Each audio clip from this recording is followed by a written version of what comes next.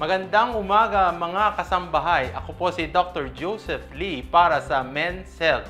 Andito tayo sa examination room para evaluate natin ang mga simptomas na nararamdaman ni Tatay Dado. Tatay Dado, good morning! Good morning. Kamusta naman? Ano nararamdaman ninyo? Madalas po sumasakit ang balakang dahil kulang po sa exercise. Madalas mo ba nararamdaman to, Tatay Dado, o ngayon ng mga buwan lang to? Madalas po.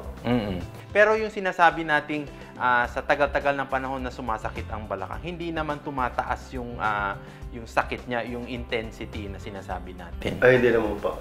Ito mga kasambahay, sinasabi natin na ang simptomas ni Tatay Dado na lower back pain, no? Kadalasan dapat nating isuri kasi kadalasan sa ating mga kalalakihan, yun na po yung nararamdaman natin, lalo na sa occupation ni tatay na isang driver, no?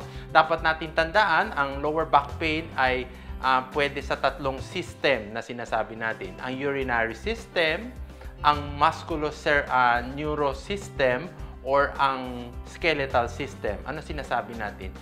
Okay, Tatay Dado, unahin natin ang kidneys mo, ha? Ito ang sinasabi natin mga kasambahay na kidney punch. Okay? Kadalasan, pag sumasakit ang iyong balakang, pag sumasakit ang kidneys natin, ay nagkakaroon tayo ng positive kidney punch. Sumasakit ba, tatay?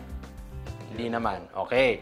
So ngayon, i-check natin ngayon ang curvatures ng lumbar spine ni tatay. Kasi kadalasan yan, pag yung mga may problema sa skeletal system or merong medyo baliko, sinasabi natin scoliosis, mararamdaman natin sa spinal lumbar area natin. Okay. Wala naman masakit, tatay, no? Wala po.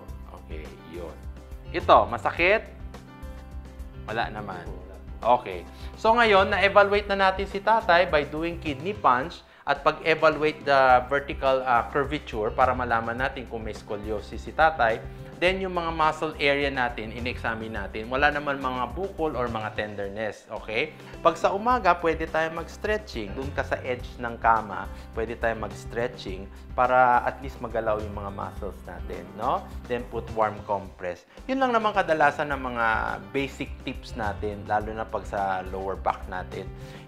So, ayan mga kasambahay, meron tayong mga basic tips, kagaya natin sinabi natin kay Tatay Dado. Pwede tayo maglagay ng warm compress, pwede tayo mag-stretching at pag-unat-unat ng mga lower extremities natin. Huwag lang basta-bastang iinom ng mga NSAID o gamot para lang mawala at mawala ang ating mga lower back pain. Ako po again si Dr. Joseph Lee para sa Men's Health.